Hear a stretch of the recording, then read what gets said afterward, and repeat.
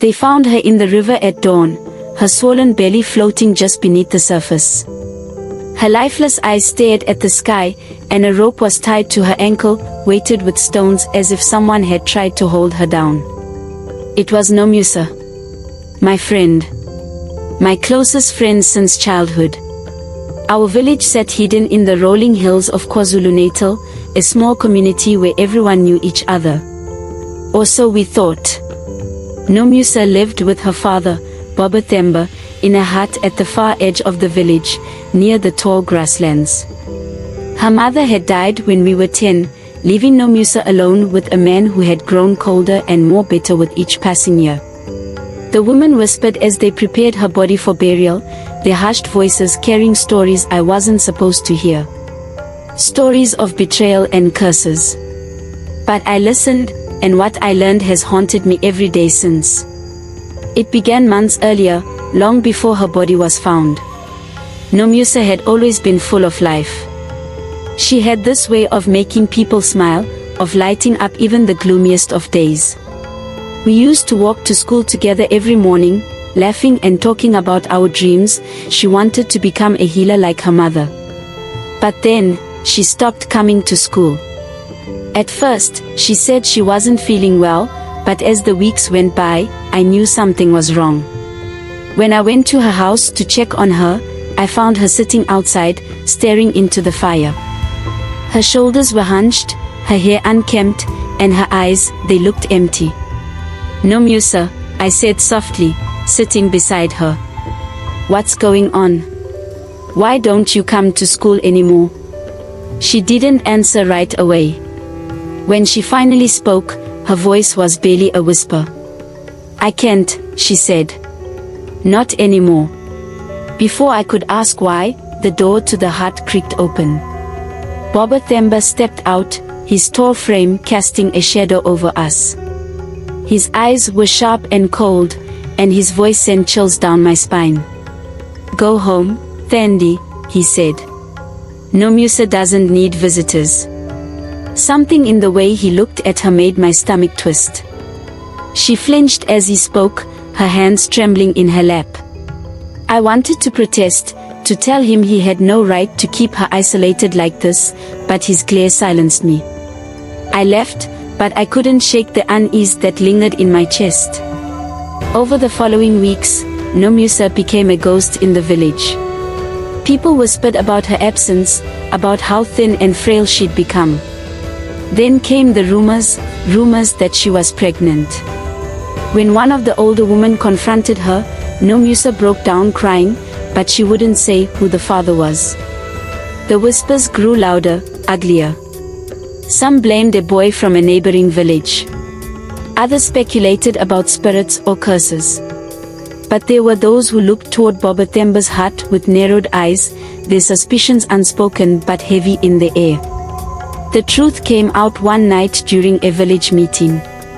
The elders had summoned Baba Themba to explain the rumors about his daughter. He arrived drunk, swaying as he entered the circle of light cast by the fire. When they asked him about Nomusa's pregnancy, he laughed, a hollow, bitter sound that sent shivers down my spine. She's mine, he said, slurring his words. My blood, my child. Who else would take her? The silence that followed was deafening. Then came the shouting. Some villagers demanded he be banished immediately, while others called for a cleansing ritual to rid the village of the curse his actions had brought upon us. Baba Themba only sneered, his drunken bravado masking the darkness in his eyes. Before the elders could decide his fate, he stormed out of the meeting, dragging Nomusa with him. I still remember the look on her face as she was pulled into the shadows, fear and hopelessness etched into her features. The next morning, they found her in the river. The entire village gathered at the water's edge. The elders shook their heads, muttering about the ancestors' anger. The women cried, their voices rising in mournful songs. Baba Themba was nowhere to be seen. The elders declared that Nomusa's death was a punishment from the spirits. They burned Baba Themba's hut to the ground and sent warriors to track him down. When they finally caught him in the hills, he was muttering to himself, his clothes torn and his face wild. He begged for forgiveness, but there was none to be given.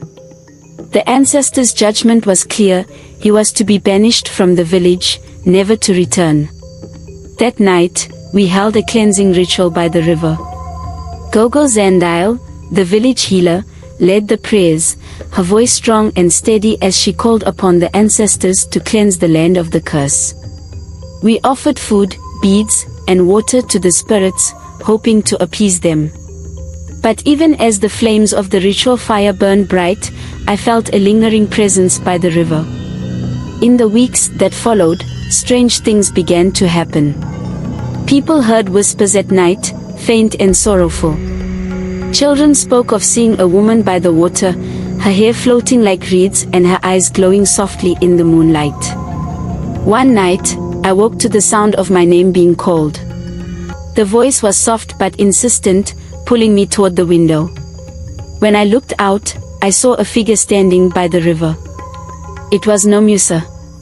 She was staring at me, her expression unreadable. I wanted to call out to her, but my voice caught in my throat. Then, just as suddenly as she had appeared, she was gone. The next morning, I told Gogo Zandile what I had seen. She nodded gravely. Her spirit lingers, she said. She is searching for peace. We held another ritual, this time specifically for Nomusa. We sang her favorite songs, told stories of her kindness and strength, and prayed for her soul to find rest. As the flames of the fire died down, I felt a sense of calm wash over me, as if she had finally found the peace she deserved. But even now, when the wind rustles the reeds by the river, I can't help but wonder if she's still there, watching, waiting. And sometimes, in the dead of night, I hear her voice, soft and broken, a reminder of the darkness that once haunted our village.